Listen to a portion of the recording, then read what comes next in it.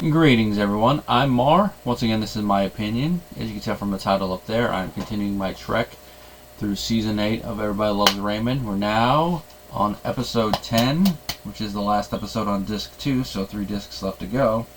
This, of course, is Jazz Records. Now, at this point in the show, we've seen that both Frank and Marie remember a lot of stuff that happened when the kids were growing up.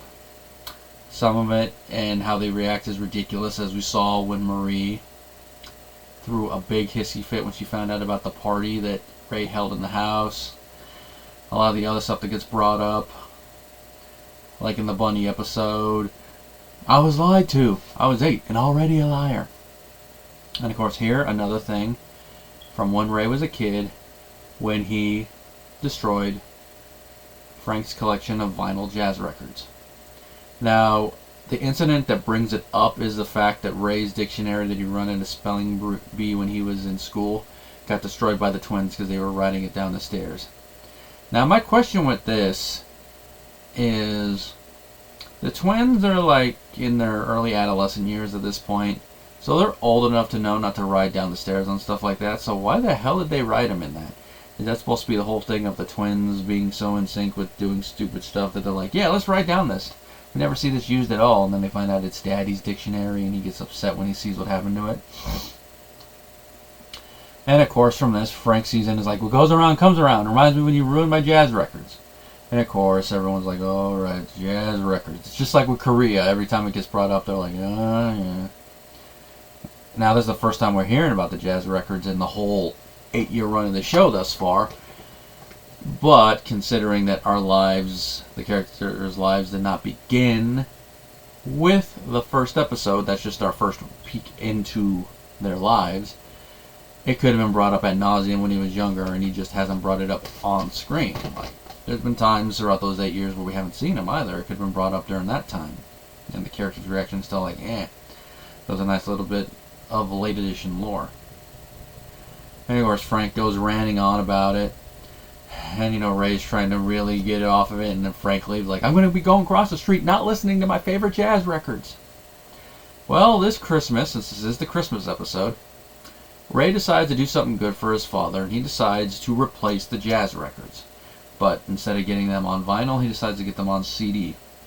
And considering how Frank and Marie are when it comes to some newer technologies, you can already guess where this story is going to be going. Ray goes across the street with them, gives them to him, and Frank's like, what are these? Oh, these are your Jag records. These are not my records. No, these are better. These are CD copies of them. Where's your CD player? We don't have one. We got you one for Christmas. It's downstairs.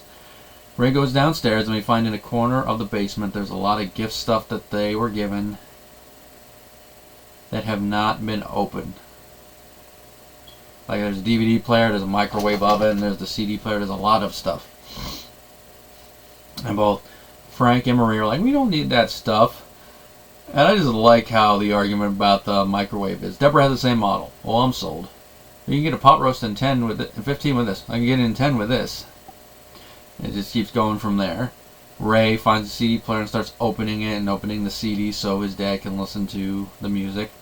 And of course, since the basement is where Frank went to go listen to the music, he starts reminiscing. And like I mentioned in a lot of the other episodes, Peter Boyle, you can tell his energy level's down, but he still has enough energy with his voice to where you really believe when he's going off on big monologues like this, like where he's talking about how he used to come downstairs, let Duke and Dizzy take him away from Marie. But then one day he came down and he saw that Ray had set up the Hot Wheels track, and he saw his vinyl records pushed over by the furnace. Which, for those of you who don't know, because they don't explicitly state what happened, vinyl plus a big heat source. Yeah, they got melted. And the question I have there is, in the years since, why hasn't Frank tried to replace the records himself? Has he not been able to find the copies? Has he just been wanting to be on the pity party? It's just a little thing that I kind of subconsciously noticed it as a kid, but as an adult watching it, I'm like, yeah, that's weird. Now, you can imagine Frank not wanting to listen to him, and even Marie's thing really upsets Ray. And, he's going through his little pity party motions at first, talking with Deborah. Then he decides, you know what, I'm going to sneak in, I'm going to set it up, and I'm going to show him that CDs are better than that.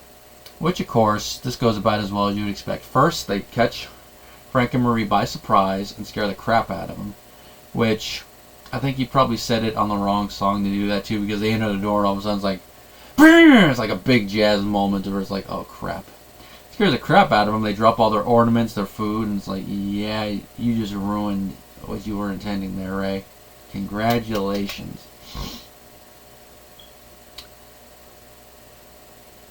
And then Robert and Amy show up, and it just keeps going back and forth about it. And then we find out from there that Ray is not the one who ruined Frank's records. It was actually Robert. And the way it's unveiled, you can already tell where it's going when Robert starts the conversation. It's just as he goes through it, talking about how that Christmas he wanted Hot Wheels, but instead of that he got shoes, and then Ray got Hot Wheels. Which, as an aside, is just yet another example of how, as a kid, and even going into adulthood, Robert always seemed to get the shaft from his parents. Which, I get that he was big and all that, and he would need the shoes and all that, but I take it that when you're a kid, getting something like that as your sole Christmas gift is not the best. That should not have been a Christmas gift. Those should have been something like, okay, he needs new shoes, let's get him it. But given how thrifty, more so Frank is, I'm not surprised that that is what they got him for Christmas and not something he'd enjoy more. But the moment he mentions his Hot Wheels, you could already see that Ray has caught up with us and he knows where he's going. You moved his records. And I love the way Ray plays it, the look on his face, just the way he articulates his voice throughout it. You moved his records. And of course, the reason they got moved was because Robert had to redo what Ray had done, because Ray played with it for 5 minutes, got bored with it, and then left. So Robert went down, saw that the track was an oval instead of a circle, was moving everything, and in it, the records were unintentional collateral damage, because he moved them and I guess he forgot to move them back. Or it was too late by the time he realized what he had done. Now, the fun thing about this is that he apologizes to his dad, and then Frank just lets it go. Which is like, really? Which makes me wonder if something that Robert said back in season 4 in an argument episode is accurate here, and that is, sometimes it's not about the can opener. So here it makes me wonder if it wasn't just about the jazz records, if it was about more. And if that's the case, it's like, really? You went that far out and then you're just going to do that? Oh. Frank. Well, of course it starts a little bit of argument like you think it would. Now, Ray does finally get to show off the CDs to Frank. Very crystal clear. But then Frank said, I want to listen to my records. Which, as someone with ADHD who can get really attached to how certain things sound, I get why Frank is doing this, because it sounds like he misses that old school sound of it, not just the crystal clear thing, but that little bit of back audio sound you get when you listen to vinyl records, especially older vinyl records on an older record player. So I can get why he misses that part of it. But when it's something like that, I don't really mind it, the recording thing. I mean, sometimes the older type of recording thing does also add to the nostalgia, so I get that. But for me, it's more like the tempo and like the specific articulation of vocals and all that. That's why, like, when I listened to the first recording of Tequila, I didn't get into it as much as I did with the re-recording, because the tempo and the pacing of everything and even the vocals are different, to where it's, you're like, okay, that's not what I expected. So like I say, I get Frank when it comes to that, but him just being a stick in the mud and wanting to just listen to the jazz records, which, by the way, Robert replaced, which of course you can imagine that leads to the actual argument between Robert and Ray that you would expect. A little bit of one. But I can get why he'd want to listen to them on vinyl, especially if he hasn't listened to them in 40 years, which of course goes back to what I mentioned earlier. Why'd he wait 40 years in order to even get any type of replacement. It just doesn't make sense to me. But that's Frank. Now because of the fact that he's not going to take them, Frank tells Ray, listen to them, you might like them. Which, since they do name drop an actual record, I do plan on listening to that. I wish I had listened to it in its entirety before I recorded this, but just from what little we hear in this episode, it does sound pretty good. And the thing I love about when we actually hear the music is how Peter Boyle sells it physically. Just the looks on his face, just the way he's sitting. You can really tell and believe that this is a man who's listening to music he has not listened to in years, that he loved when he was a younger man, and now as an older man, it's really taking him back. He's really feeling the nostalgia, and he's reminiscing. And just it. And I think what adds to that is that this is one of the last years of Peter Boyle's life. So maybe I'm also reading that a little bit into his performance, but it's kind of hard not to. And with his health issues, it makes you wonder if Peter Boyle knew he only had a couple years left at this point, and he was channeling any of those emotions. Because when you're trained for acting, they tell you to try to draw upon actual emotions sometimes in order to convey which your character should be feeling in the moment. Control them, obviously, because you don't want to go overboard. But it's just one of those things I gotta note. I wonder if he was channeling any of that. Of course, we'd only be able to ask his castmates if he had mentioned something, or if his family, who was still surviving, if they had mentioned anything.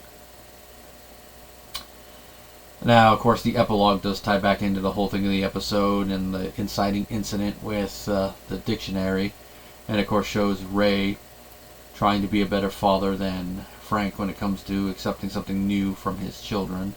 And it is a nice little moment, even if Frank does laugh it off a little bit, but does show that even though Ray does have a lot of failings as a father, in the moments when he's trying, he is trying. And it's a nice little way to end this Christmas episode. And as you can tell from how I'm gushing about the story and all that, you can see why it's one of my favorite ones. The acting is on point, the humor, which, let me bring my note up real quick so I can say who the writer was. The writer is Tom Caltabiano, and one of the ones that really knows these characters at this point. I mean, nothing really that contradicts any stuff we've heard before, or at least that I caught. So if anything is very minor, where you'd have to be writing down every little lore dump and then cross-cataloging everything, and definitely one that I see myself watching just randomly if I feel like it. Now we're getting on to disc 3.